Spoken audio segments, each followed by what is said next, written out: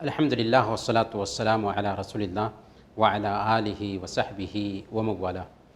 محترم بھائیو، السلام علیکم ورحمۃ اللہ وبرکاتہ۔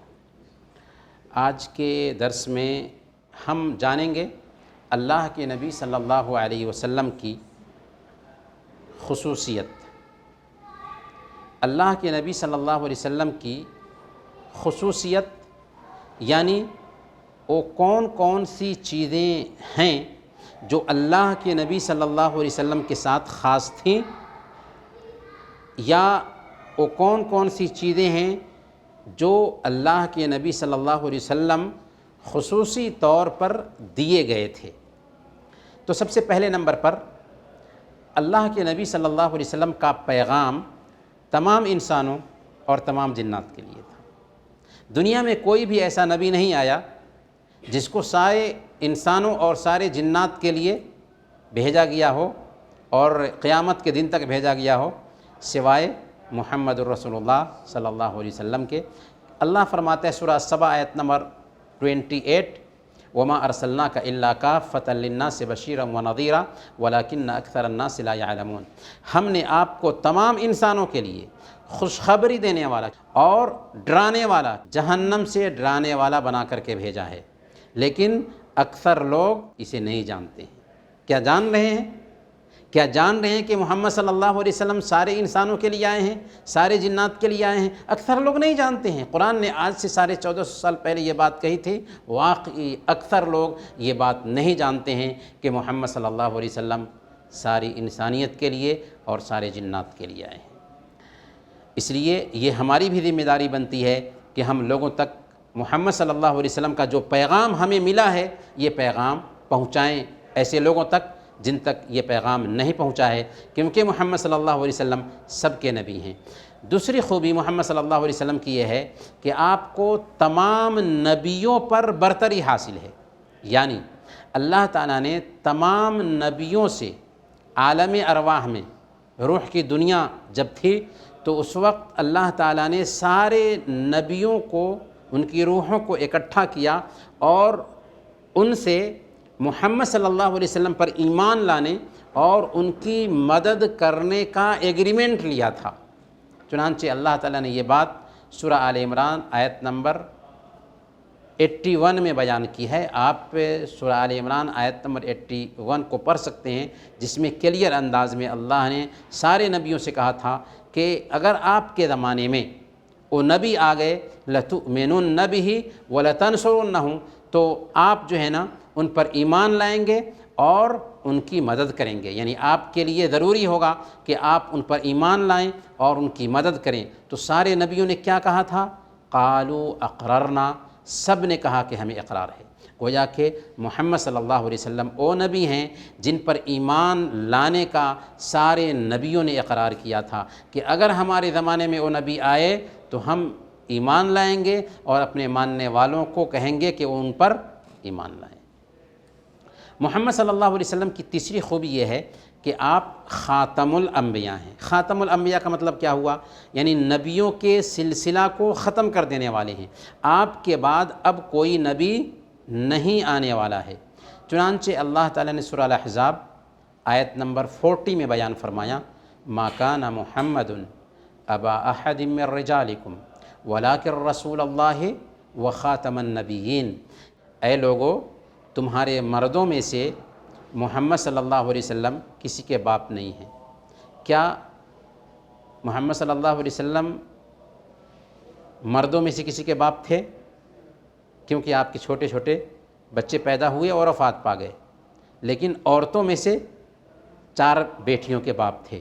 تو اللہ فرماتا ہے کہ لوگوں، محمد صلی اللہ علیہ وسلم تمہارے مردوں میں سے کسی کے باپ نہیں ہیں، لیکن آپ اللہ کے رسول ہیں اور تمام نبیوں کے سلسلہ کو فنش کرنے والے ہیں، ختم کرنے والے ہیں۔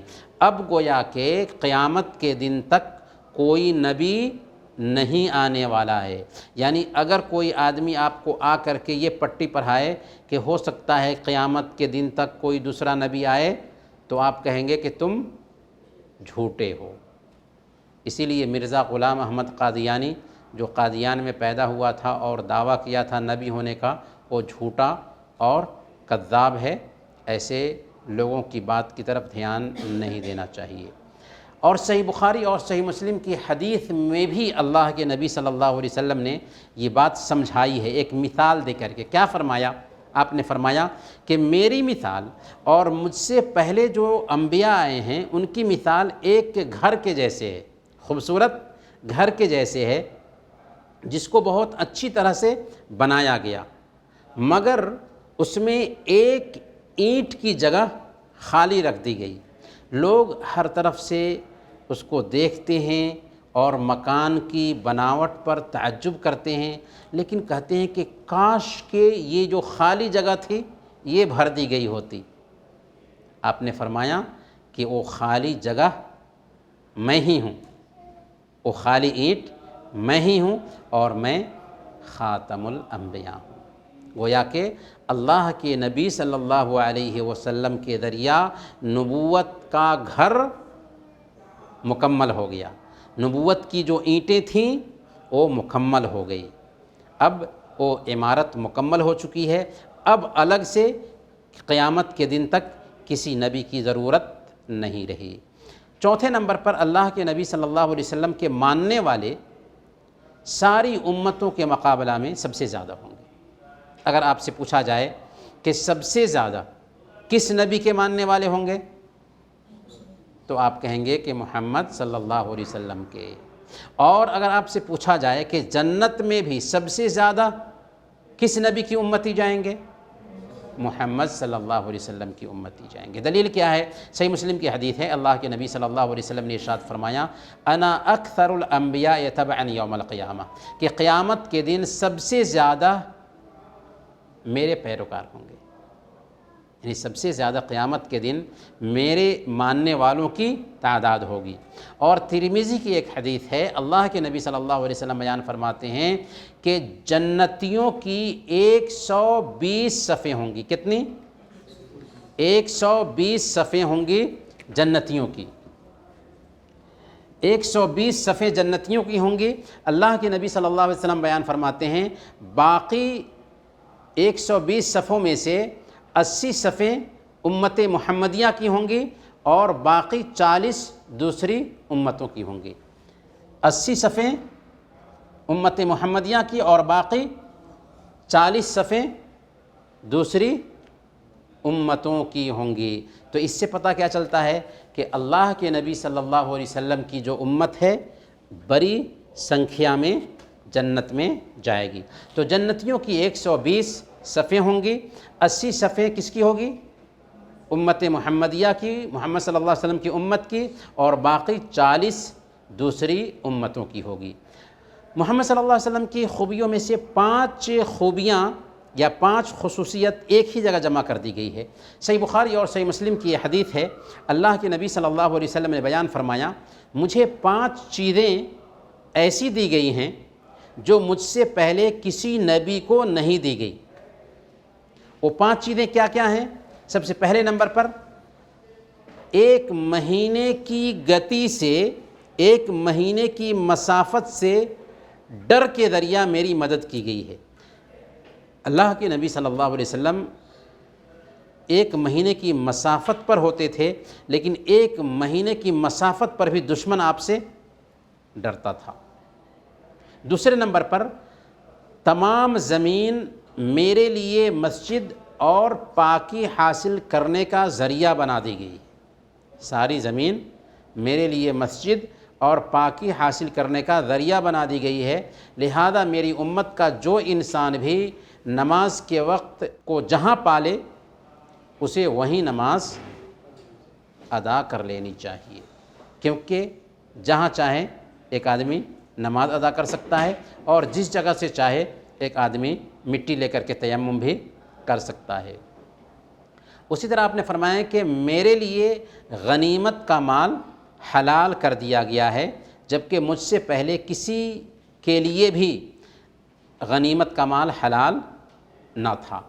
اور آپ نے فرمایا کہ مجھے شفاعت عطا کی گئی ہے، اللہ کے نبی صلی اللہ علیہ وسلم سفارش بھی کرنے والے ہیں، اور آخری نقطہ بیان فرمایا کہ نبی صرف اپنی قوم کے لیے بھیجے جاتے تھے، لیکن مجھے تمام انسانوں کے لیے نبی بنا کر بھیجا گیا ہے، مجھے تمام انسانوں کے لیے نبی بنا کر بھیجا گیا ہے۔ چھٹی خوبی کیا ہے اللہ کے نبی صلی اللہ علیہ وسلم کی، کہ آپ کو مقام محمود اور شفاعت کبریٰ کا حق دیا گیا ہے۔ مقام محمود اور شفاعت کبریٰ کیا ہے؟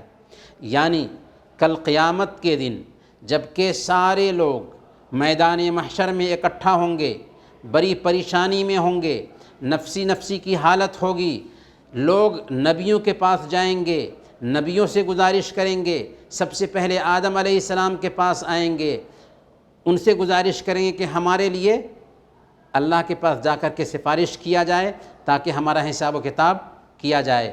آدم علیہ السلام عذر بیان کریں گے، لوگ حضرت نوح علیہ السلام کے پاس جائیں گے، وہ بھی عذر کریں گے، لوگ حضرت ابراہیم علیہ السلام کے پاس جائیں گے، وہ بھی عذر بیان کریں گے، لوگ حضرت موسیٰ علیہ السلام کے پاس جائیں گے، وہ بھی عذر بیان کریں گے، لوگ حضرت عیسیٰ علیہ السلام کے پاس جائیں گے، وہ بھی عذر بیان کریں گے۔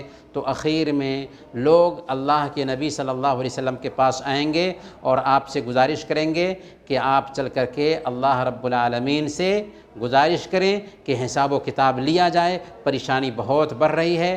تو اللہ کے نبی صلی اللہ علیہ وسلم سجدے میں گر جائیں گے، بہت کچھ اللہ کی تعریف بیان کریں گے، تب اللہ تعالیٰ فرمائے گا کہ اے محمد صلی اللہ علیہ وسلم آپ اپنا سر اٹھائیے اور کہیے، آپ کی بات سنی جائے گی، سوال کیجئے آپ کو دیا جائے گا، سفارش کیجئے آپ کی سفارش قبول کی جائے گی۔ تو ساری انسانیت کے لیے حساب و کتاب شروع کرنے کی جو گزارش ہے وہ کون کریں گے؟ محمد صلی اللہ علیہ وسلم ہی کرنے والے ہیں، جبکہ سارے انبیاء معذرت کر دیں گے، عذر بیان کریں گے قیامت کے دن۔ چھٹی خوبی اللہ کے نبی صلی اللہ علیہ وسلم کی یہ ہے کہ آپ کو اسراء اور معراج کرایا گیا، خانہ کعبہ سے بیت المقدس تک پہنچایا گیا اور پھر بیت المقدس سے ساتوں آسمان کی سیر کرائی گئی۔ تو خانہ کعبہ سے بیت المقدس تک جو گئے اس کو اسراء کہا جاتا ہے، اور بیت المقدس سے ساتوں آسمان کی جو سیر ہوئی اس کو معراج کہا جاتا ہے۔ ساتویں نمبر پر آپ صلی اللہ علیہ وسلم کی خصوصیت یہ ہے کہ آپ قیامت کے دن سب سے پہلے زمین سے اٹھیں گے، اپنی قبر سے سب سے پہلے کون اٹھے گا؟